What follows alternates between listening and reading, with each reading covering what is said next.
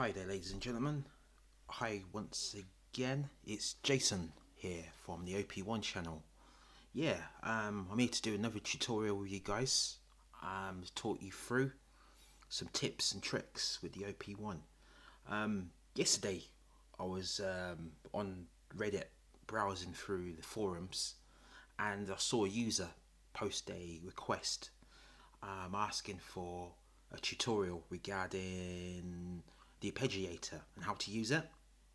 So, me being a sort of nice guy that I am, why not?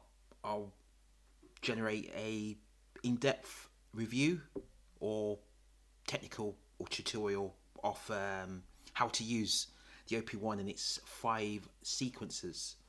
In order to access the sequencer options, you have to click, you can toggle sequencer on and off with this button here.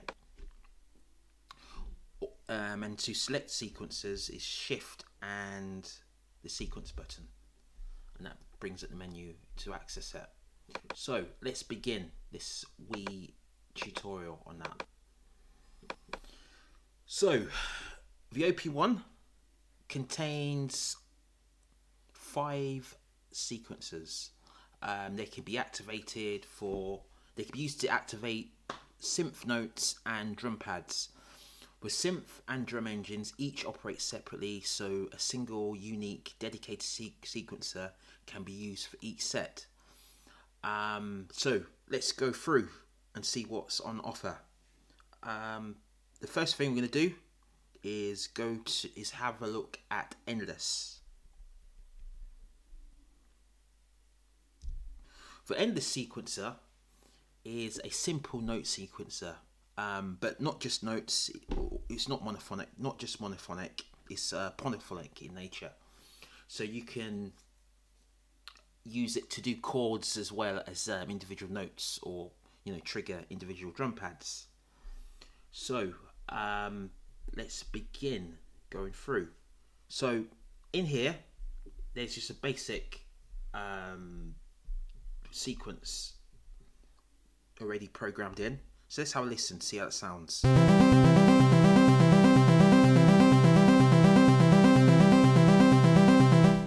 So basically, it's just 4 notes.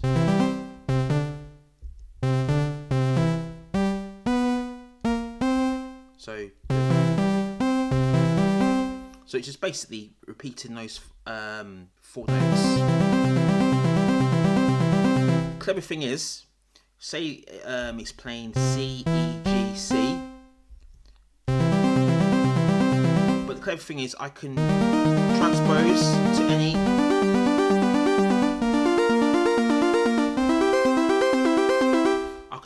to any key. So if you've got some very complex sequences and all the rest, you can use that to sort of trigger quite well.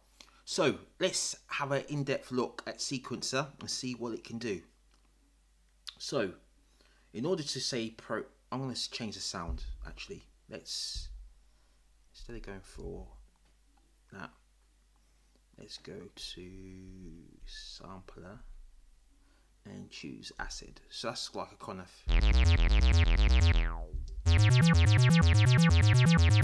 your kind of 303 kind of sounding sequence.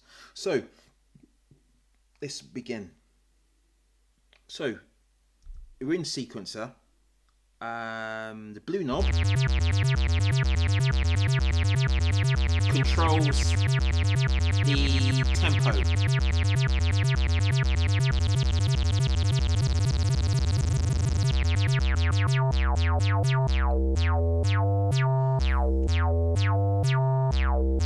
So at this point, each note is worth a crotchet. Here, each one's worth a semi-brief. Is that a correct terminology? I forgot my music tech. Crotchet. So I can speed it up and slow it down, depending.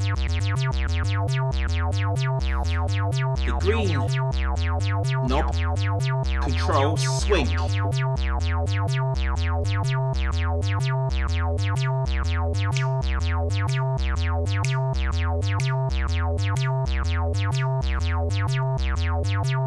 So you can use that to sort of give a bit of, nudge the notes forward or back by 80%.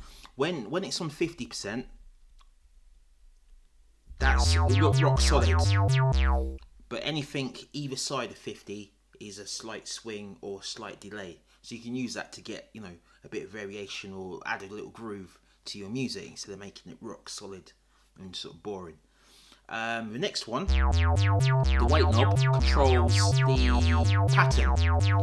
So you can sort of select randomly which notes are triggered in a sequence, just to give a bit of variation. And then the orange one holds it, so I can remove my hands and it'll just keep playing. So the handy thing is now that's in sort of locked and playing in that manner, I can select a effect, so nitro for example.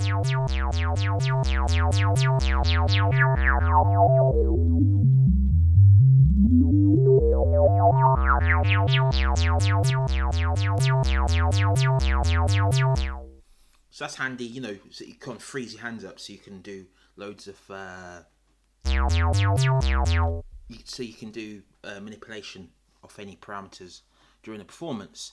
One clever little quirky little thing on here as well is you can get an attachment for these OP-1s, so even attach them to sort of Lego drivers and all that kind of stuff, or there's a little crankshaft, so you put it on and you can sort of spin it like an organ grinder.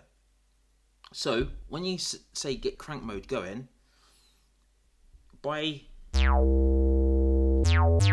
the knob, you can sort of trigger. So if you had a crank, you'd sort of almost do like an organ grinder kind of thing. So let's add a little sequence. So say like for example, you hold shift and then punch in the note you want. And then if you wanted to add a rest, space, you just push forward on the shift. You just keep holding shift and hit the forward button.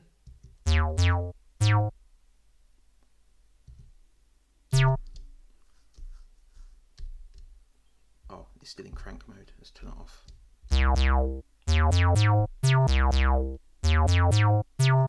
Let's add another.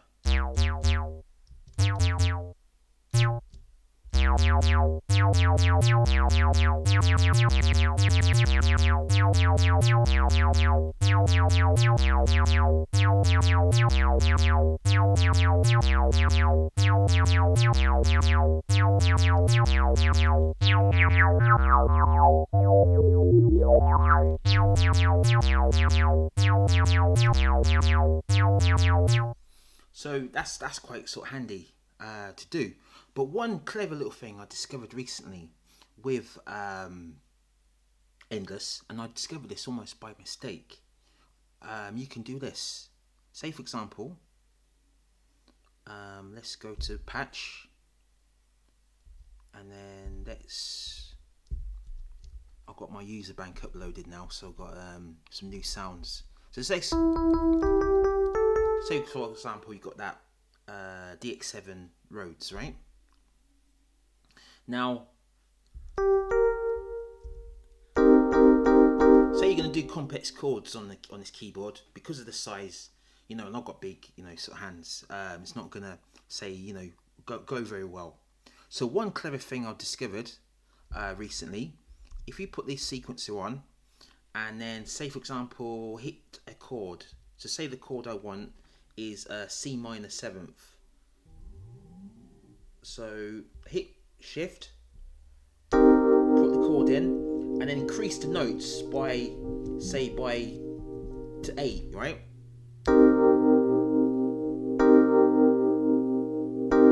So that's it, C minor 7th. So now I can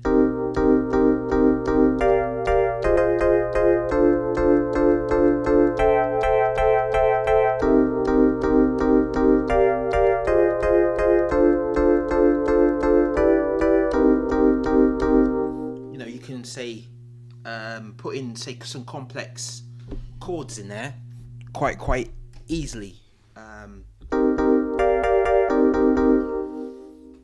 sort of sequence those. So that's quite a nifty little tool. So we've looked at, so say for example, let's just make a little riff again. I just got one last thing to show you. Say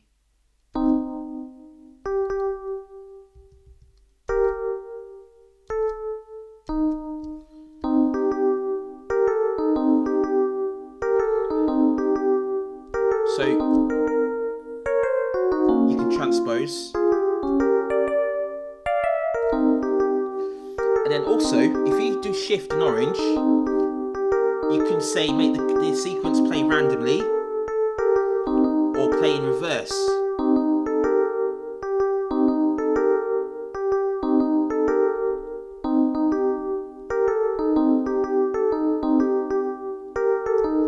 So with some, time and dedication, that's some, you can do some very complex things with that. Now let's have a look at endless in drum mode. So, say you got your typical beat in, hit endless in drum mode.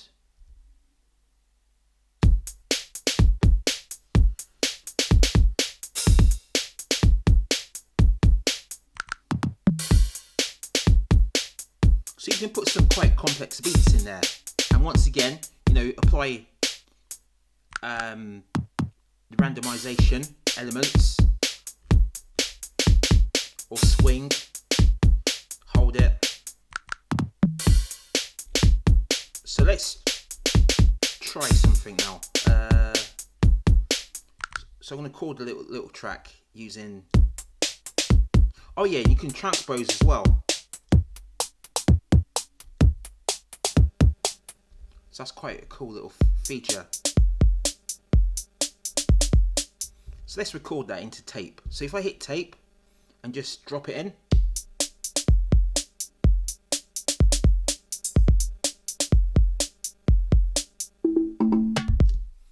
So say we just recorded that. Go back, make that out. So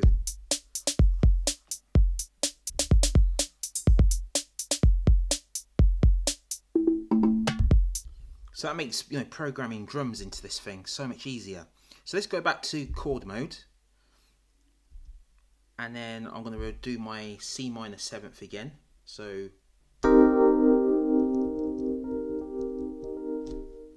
and then go to record. So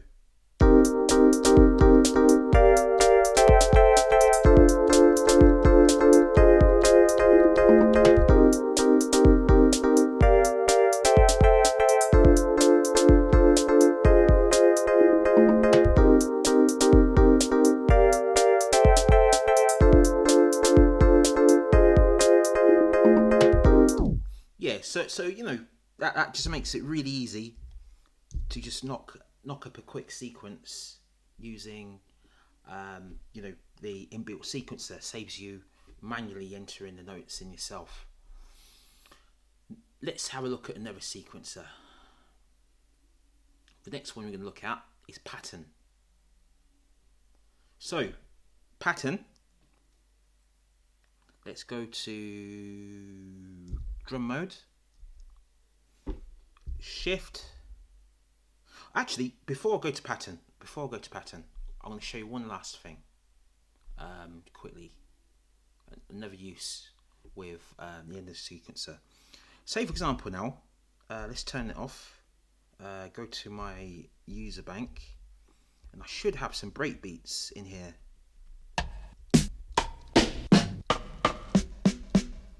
Or maybe not. Let's have a look.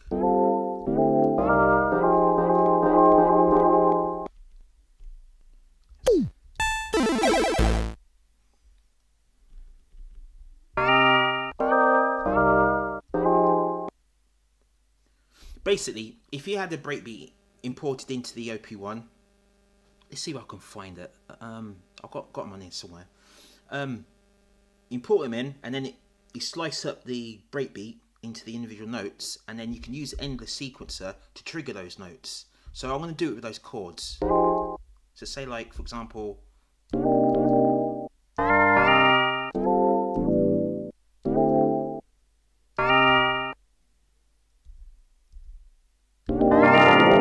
slow it down a bit.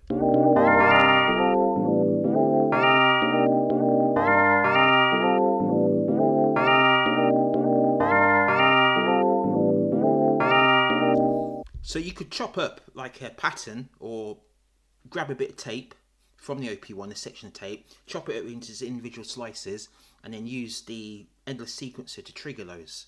So that just makes some, really in-depth and interesting editing capabilities.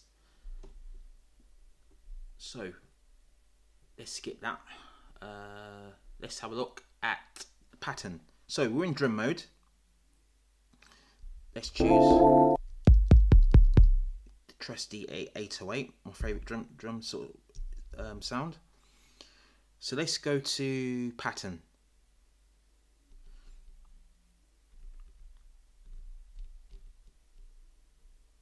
So within pattern is a grid, like a traditional step sequencer. So in this one, it's 4 bars in length. And you can say basically enter in the notes. So all these green dots you see are individual notes to do with, triggering, the various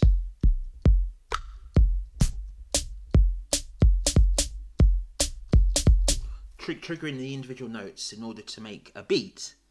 So let's play this sequence.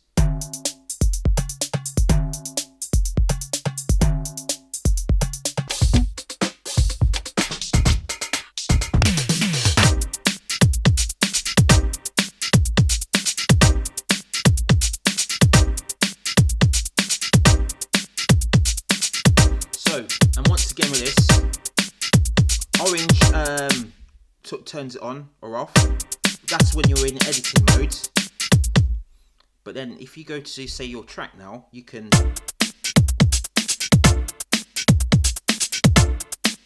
transpose it as well.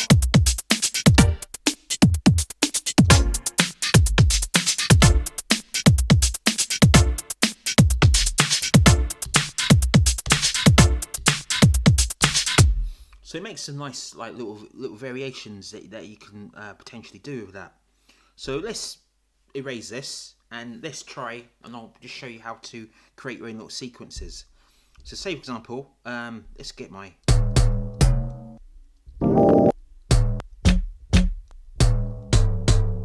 trusty 808.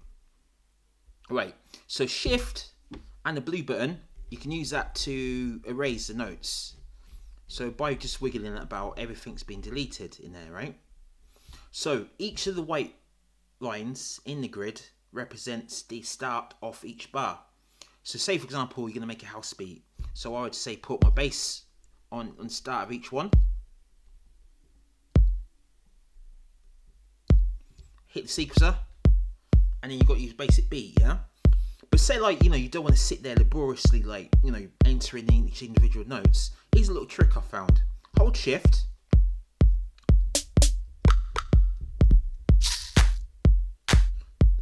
So say, like, I want to put a bit of clap in, so I could hold Shift and put them in real time.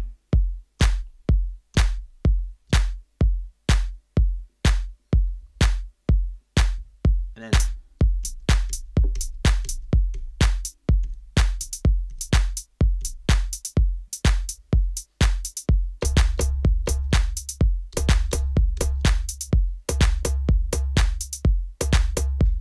yeah.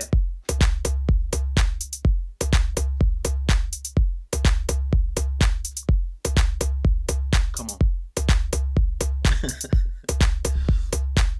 Let's turn it off. Yeah, so you can do some interesting things with that. So now let's play it again. So as before, green can add a swing.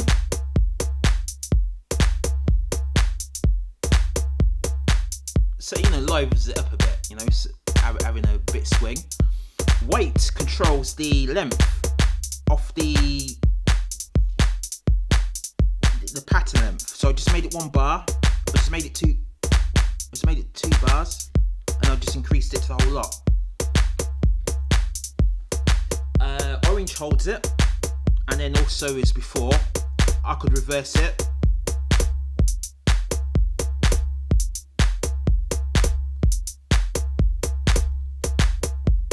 And then as before, you can do, I'll just erase them all.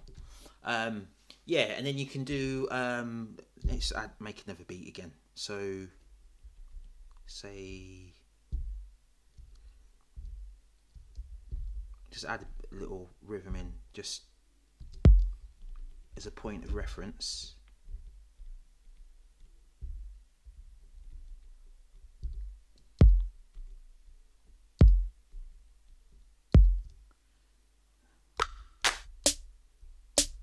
So, start going.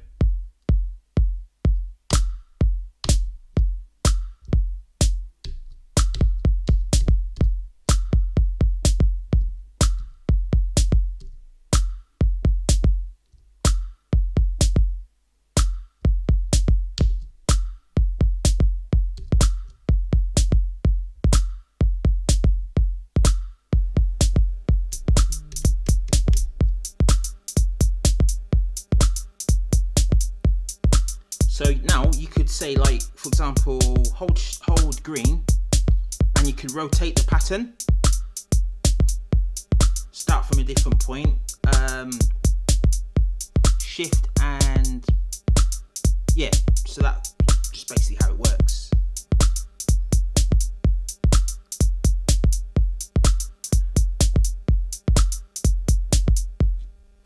So that's pattern mode. So let's go to another sequencer. The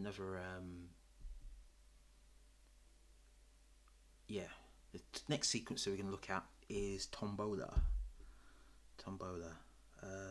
So let's go to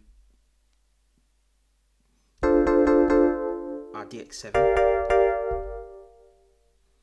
sample sound. You can see the LFO triggering that. I'll show you how to do that at some point. So let's go to Tombola. Now this is the most unique little sequence I've ever seen in a synth. Teenage engineering. The one thing I have to give them, these guys have ingenuity. So basically, Tombola sequencer is a random sequencer ideal for sound generation rather than rhythmic pattern design. So like you want to make some weird ambient, unique sort of sounds, patterns and all that kind of thing. You can use Tombola to just create some unique random elements to your music. So let's get this going. So to start off with, the blue button, the blue dial, controls rotation speed. So let's get it rotating, right? So now if I enter notes in, you'll see these balls drop in. Each ball represents a note. So every time they hit the side, they will trigger that particular note. If I could dial the green button, the green dial, that controls the gravity. So at the moment, you see gravity is very low. So they kind of like take ages to hit the sides, or they're very random in that nature. Or I can increase to high gravity to spend more time at the bottom than the top. In order to say release these, you can use the white, and then it will allow the balls to fall out of the space where they are, and then you can enter your notes in again. And I think you can even enter a chord.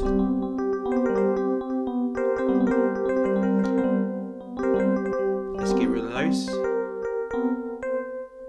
And then another unique setting on this, bounce. The bounce of each ball, you can control it with set the variable with the orange dial. So now it's very bouncy.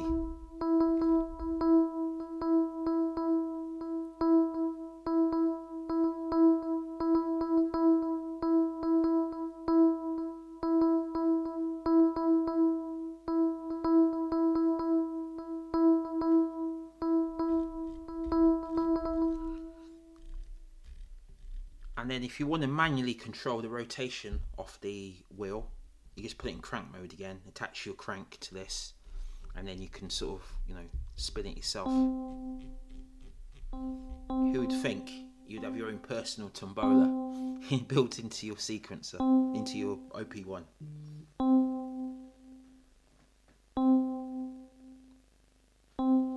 So, there goes Tombola. Let's have a look at another sequencer now. The next one we're going to look at is finger. We're going to look at finger in drum mode first, and then we're going to go to synthesizer mode. So, say for example now, I've got my 808 drum kit. I select finger. You've got these monkeys here. So basically, monkey on the left is pattern A, monkey on the right is pattern B. So at the moment they're in join mode. So say for example, I could hold monkey 1. So each note has a little rhythm programmed into the grid, just the same way as you did on the pattern mode, but you could sort of manually trigger them. So say I get that going.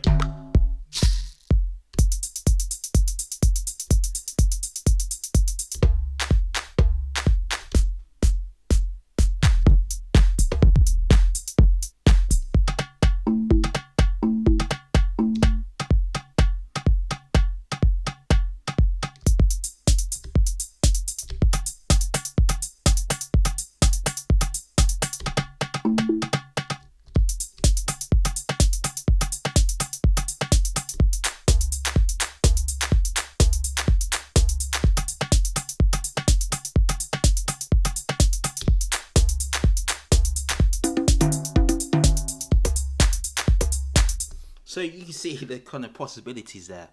So the blue knob controls the cursor, and then once you select your pattern, you hold shift and then you enter the notes in, just the same way as a grid.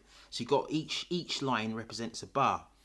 You can control the swing with the green, so that's straight. That's with a slight little swing to it, but you have to hear it in relative to other sounds playing to detect the swing. You wouldn't really detect it on its own. The white controls the sequencer length, so as you turn it, it adds more notes. You can alter the length of it. Orange is hold again.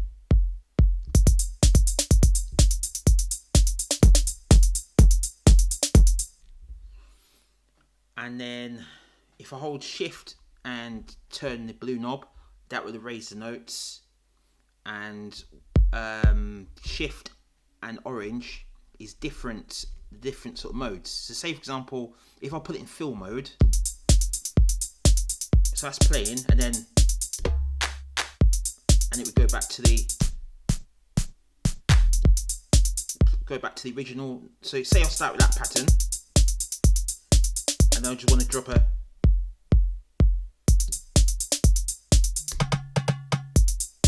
so you can use it to trigger fills in at at the end when that sequence pattern A comes to an end.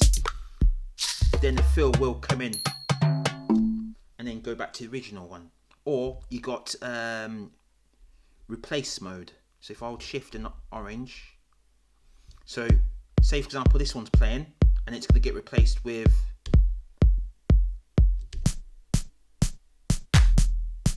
could replace it with.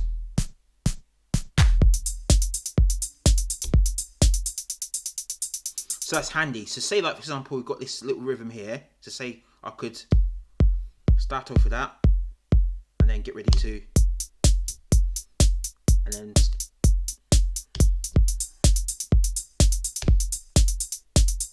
so if you trigger it at the correct times, you can sort of, you know, get some beats going in that way.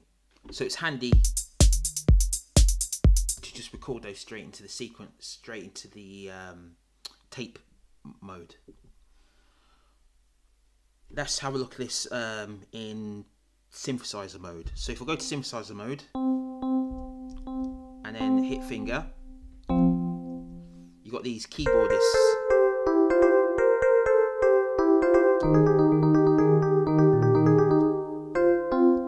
Let's choose a different sound.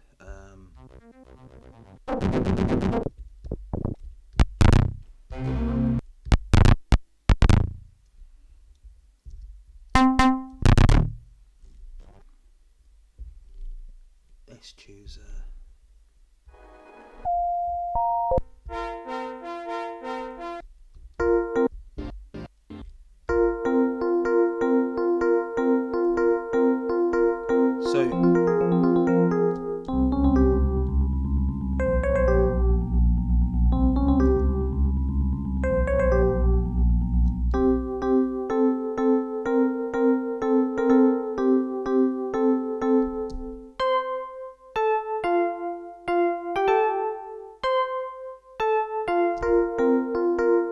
so you could program your little sequences in it the exact same way you did with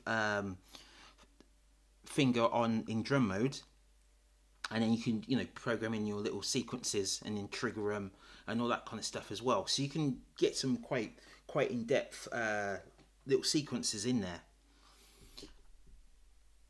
Let's have a look now at Sketch. Now, if there's a sequence, if you thought Tombola was very niche, have a look at Sketch. Basically, think of an Etch-A-Sketch, and when you draw on it with Etch-A-Sketch, it will just imagine you had an Etch-A-Sketch, and when you draw a picture, it triggers sounds. So, say for example, now I want to erase this whole sequence here. That was quite a complex one actually. So blue, draw horizontal. Green, draw vertical. White, move horizontal. And orange, move vertical. And then if I wanted to erase, then it's like shift, like what I did before. So say for example, let's play this. Oh, how do you trigger it? It was I think I have to go into tape mode. So what I've just drawn there,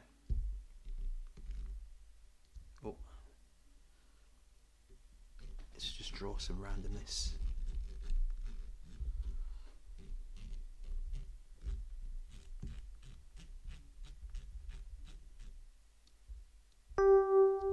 So if I go tape mode,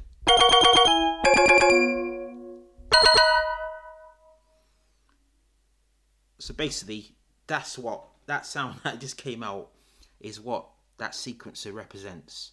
It's a very unique and powerful tool. So I've not really played with much with this mode, but I can just imagine in the capable hands it'd be quite a powerful little tool. And then last but not least, it's Arpeggiator time. So Arpeggiator is a bit more traditional. I think they've been on synthesizers since the 60s, Arpeggiators. So Arpeggiators offers multiple note, chord and trigger modes. Arpeggiators plays notes in order of what you played them in. So say for example, it's in Arpeggiator mode now. So it's triggering the notes as 1/8. So now it's gone down to say crotchets. grave, and then those be so you can just trigger the notes. So that's a chord. So orange is normal. Is let's do a C minor 7th.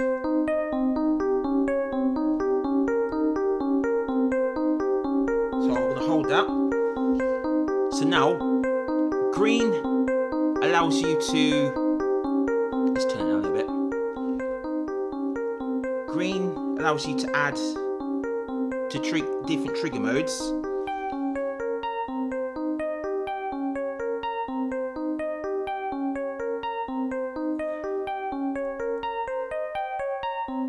So each means each note is added to the last note played. The note added to the last note played.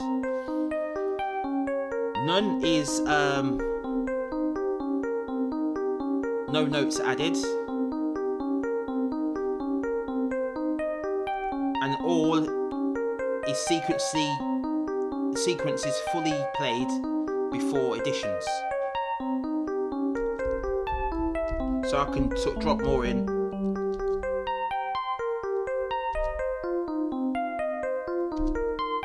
And you can sort of play little chords with it.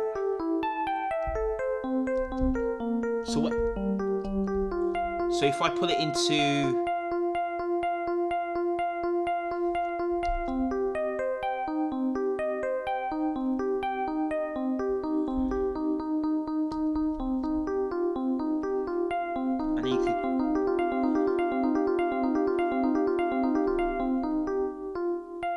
So let's just stop this. So, blue controls time signature. Green controls trigger mode. White controls... You see those white dots? I can say turn certain ones off and all the rest. And it just controls the rhythmic playing back of them.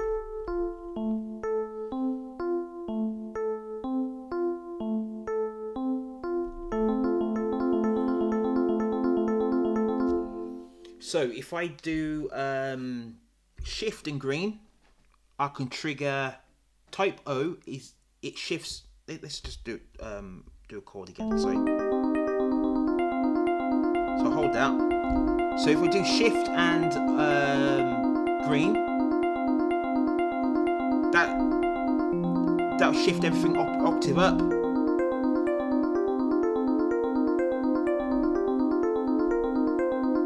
Kind of shifts random notes between different octaves just to give a bit of variance.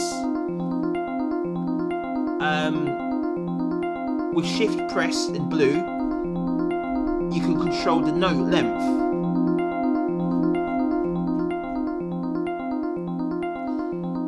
And then shift and orange is swing once again.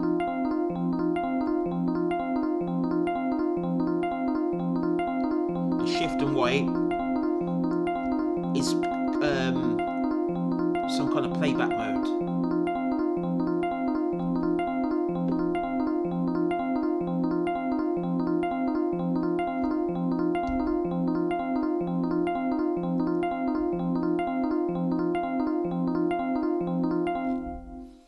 So it's quite a powerful tool for automation and playback of notes within Arpeggiator. Let's go back to pattern once again. I'm just going to show you one last thing before I go. So that's the beat.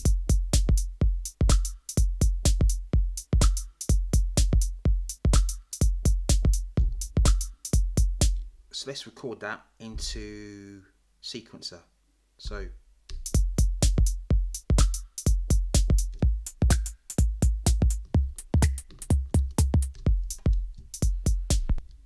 let's just erase that. So 1, 2, 3, 4. That's 4 bars. So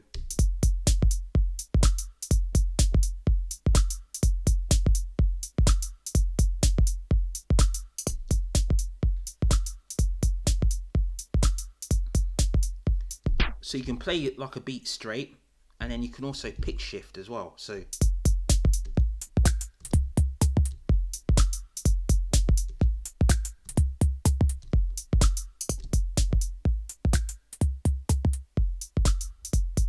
that's quite a handy little tool. So let's just add, let's go back to synth. Let's choose that 808 sounding sound. And then let's just put a random pattern.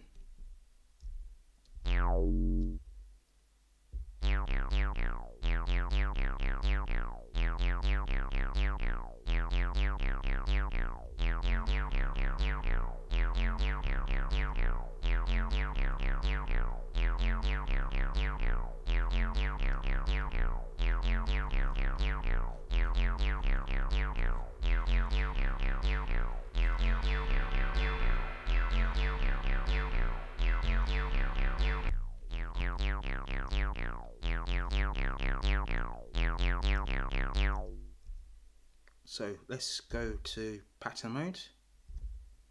Sorry, chord mode. Let's try and chord.